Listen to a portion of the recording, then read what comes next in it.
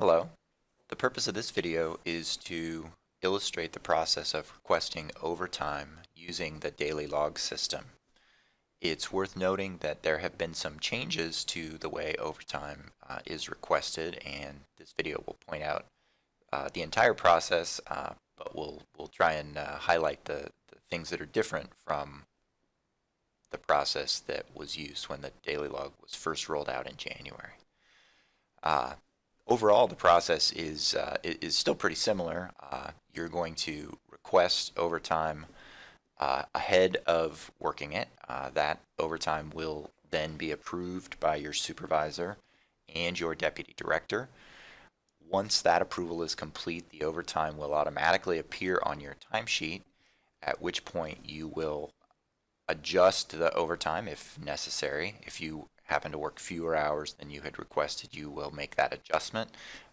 And in any case, you will then certify the overtime by filling out a 682 form and having it signed by your supervisor.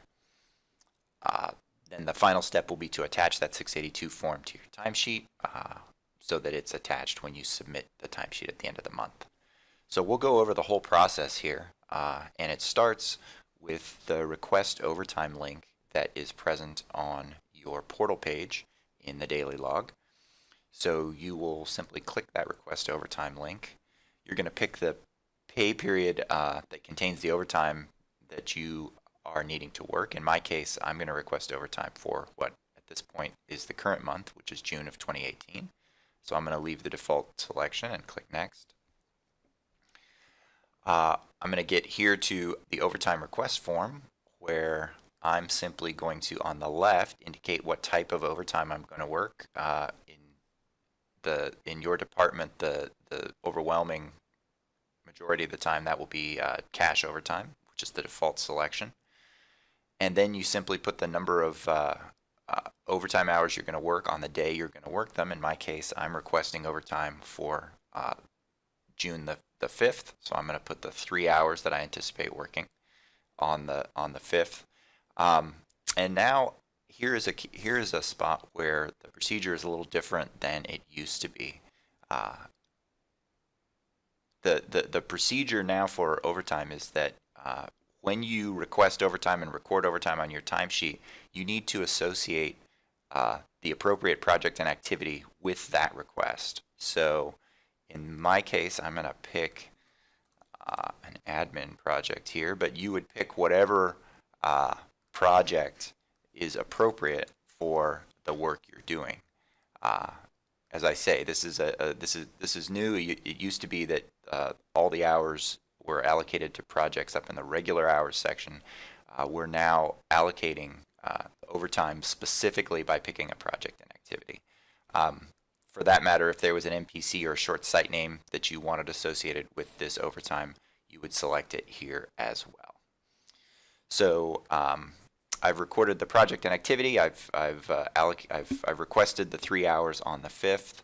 The last thing I need to do is go up here to the request details section, and the system requires that you provide certain details related to the overtime that you're going to work. You can see that the text in the box lets you know what information is required. You need to enter the start and end time of the overtime that you're going to be working. You need to provide the reason for the overtime. You need to provide the location that you'll be performing the overtime. And in the case where the overtime is on behalf of a program other than your own, you need to attach an email that indicates the agreement between the program deputy directors regarding your overtime. Just to shortcut things, I have my information ready to paste here into the system, so you can see I've indicated the hours that I plan to work the overtime, what I plan to do, and where I plan to perform that work. So I can save this. At this point, I'm ready to submit my request. I can click the submit button here. The system will require me to digitally sign this, just as it does when I submit my timesheet. And you can see that it's that simple. Now the request is pending approval. At this point, it has been sent to my supervisor for approval. Once my supervisor approves it, it will be sent to my deputy director for approval. And once my deputy director approves it, it will be forwarded and copied directly onto my timesheet, at which point I will record the actual overtime that I worked and do the 682 process, and we will see that in the next step. Okay, we're back.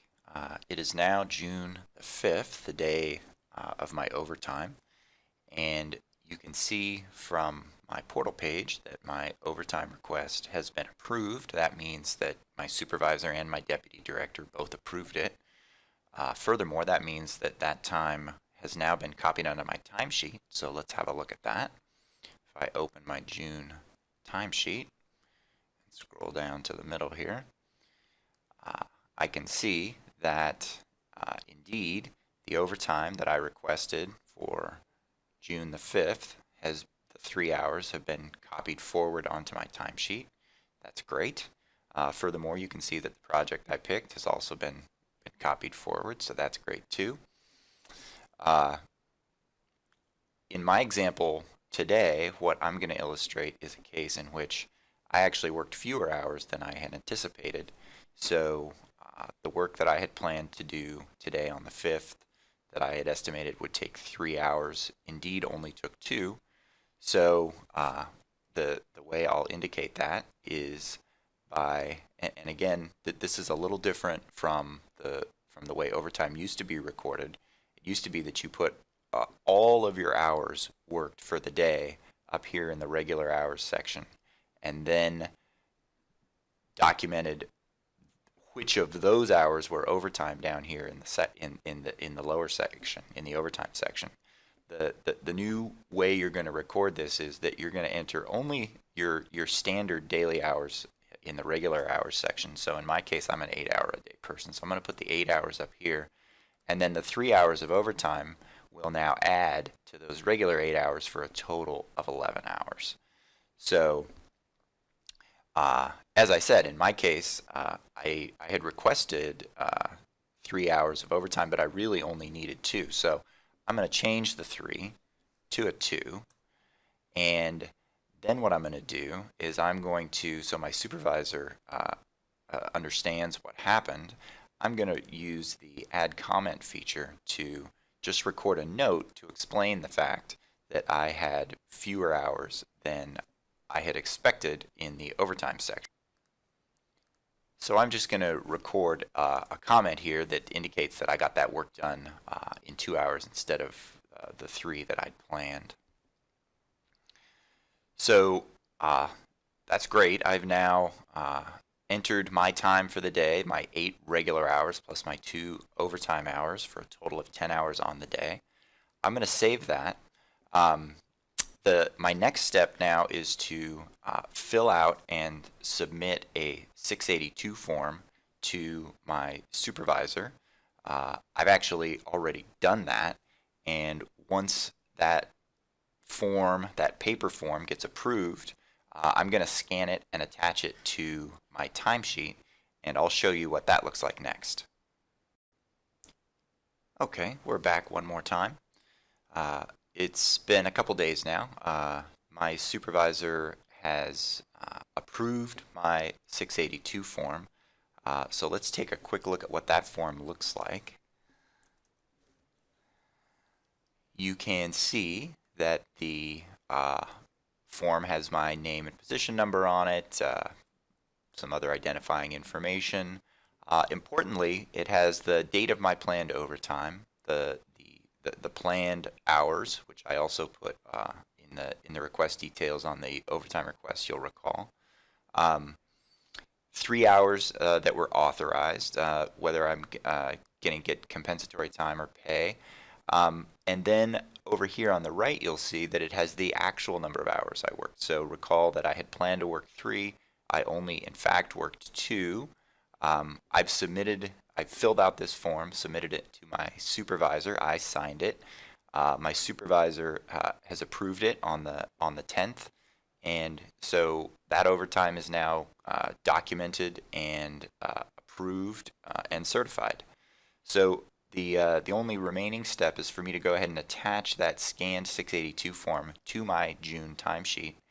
To do that, you simply browse for the file, select it, and click the Add link here. I'm going to get a little warning that indicates that there are certain types of documents that shouldn't be attached to timesheets, including confidential medical records. This is certainly not anything like that, so I'm going to go ahead and click yes, and now my signed 682 is attached. I can save my timesheet, and at this point, my overtime from the 5th is completely documented, certified, and ready to go. I'm going to continue throughout the month of June to fill out the rest of my timesheet, and when I submit my timesheet at the end of June, that overtime that I worked on the 5th is approved and documented in the way that it needs to be. So just by way of review, the process for overtime in the daily log involves requesting pre-approval of the hours. That pre-approval will go to your supervisor and your deputy director. Once that's approved, that time will appear on your timesheet automatically. You will then make any adjustments downward that you might need to make, annotating that so that your supervisor has clarity on the actual hours you worked. Finally, you'll submit and get approved a 682 form, which you'll scan and attach to your timesheet. That's the overtime process in the daily log, and I thank you for your attention.